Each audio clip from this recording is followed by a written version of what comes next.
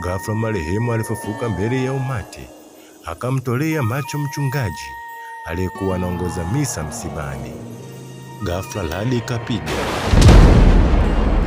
mara ya pili, ikapiga mara ya tatu. Watu wakaacha ndala na kudondosha pochi na kukimbia. Katikati ya mchungaji na marehemu akatokea mbwa mwitu mkali na akabweka.